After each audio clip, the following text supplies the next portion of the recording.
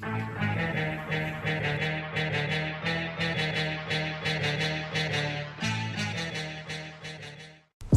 up everybody, hope everybody's having a great day today.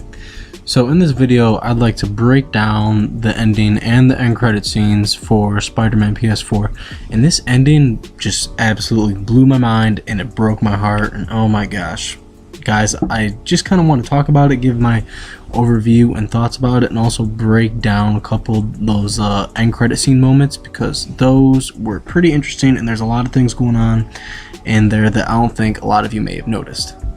So before we get into this any further, just want to let any of you know, if you haven't beaten the story 100%, go finish the story all the way up to the very end until the end credits roll, because this video will be spoiling every single thing about that. So the biggest thing that's going on in this scene right now is Peter's having an internal battle on whether he's going to choose to save Doc or walk away, and obviously he chooses to walk away from him, because Doc in the scene is almost like he's trying to play with Peter's mind, because Peter just explained how he worshipped Dr. Octavius and how he was his role model and everything that he wanted to be in his life.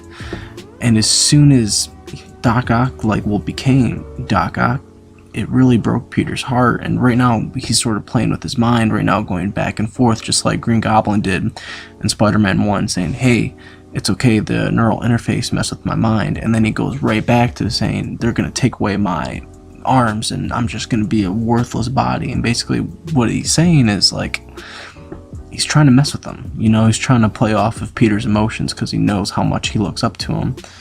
And since he does look up to him so much, he's trying to think, hey, let me try and screw him over just this little bit so that way I can get my arms back and then I can do whatever I want again. And as we can see, the choice that Peter takes is to walk away and get him into a mental facility.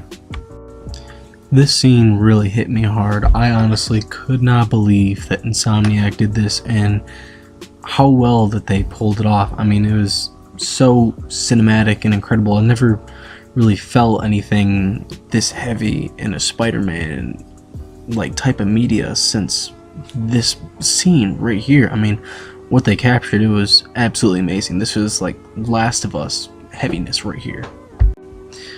Now he gets this message from the doctor. He tells him, hey, it's going to take a couple of days for us to get this serum ready, you know. And then Peter says, hey, you know, what if we use it to heal somebody right now?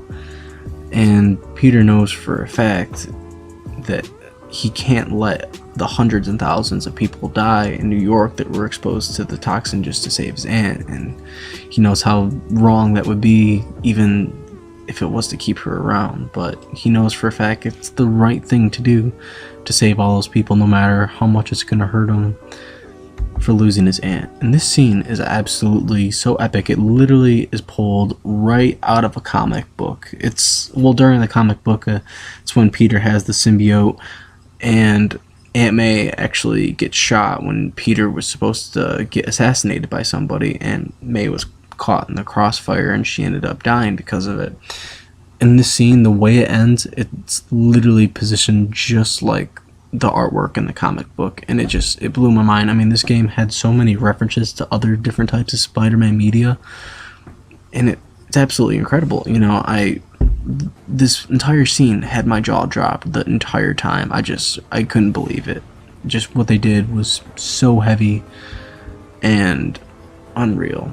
And obviously, you know, May tells Peter that she knew that he was Spider-Man for the past, you know, few years and stuff, and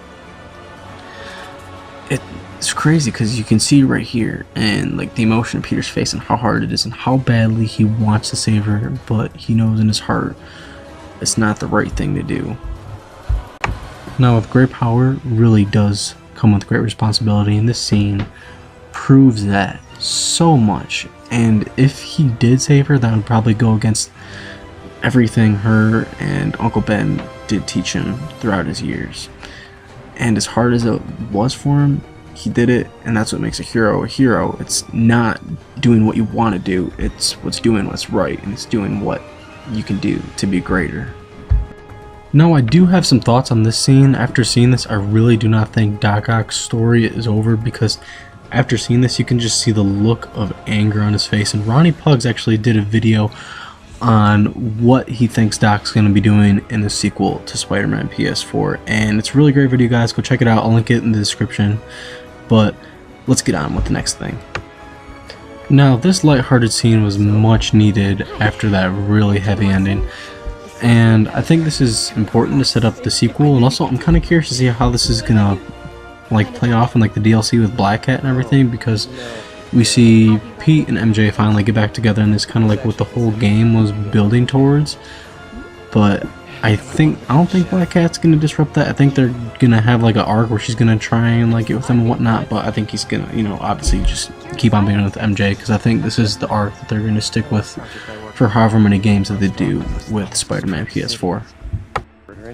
This is another awesome scene that I know for a fact that they're gonna explore this in the sequel as well, because why wouldn't it be in there if, you know, they obviously showed this? So I think Miles is going to be an even bigger part in the next game, and this one we see Peter looked at Doc Ock as the mentor. In the next game, this is showing that Peter Parker Spider-Man is going to be the mentor to Miles Morales. So the roles are reversed. You know, the student has become the teacher, and now Miles Morales is going to be the new Spider-Man trainee. And this is going to be awesome because, you know, Miles has a totally different set of abilities that's different than Peter, you know, turning invisible and all that. But I think this is going to be a really just cool on how they're going to do this in the next story. I'm really excited to see how they're going to handle it.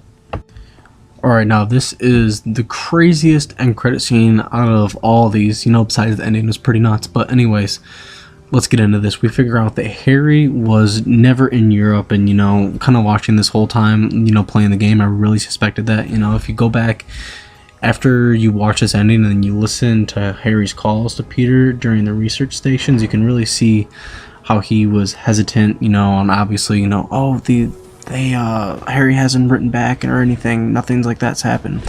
But anyways, you can see this right now. This is what really caught my eye. It looks like Harry is bonding with a symbiote in there. That is my theory on this. So I believe in the next game, Spider-Man is going to bond with the symbiote. Somehow it's going to get off of Harry. You know, this is totally setting up the Green Goblin storyline for the next game, and I cannot wait. And I just wonder what they're gonna do with this story. But thank you guys so much for watching, and I hope you liked it. Let me know what you guys thought of these endings, and what do you think of Harry's ending as well, because, you know, I'm sure my theory is not the only one that's out there. But thanks, guys, and I'll see you in the next one.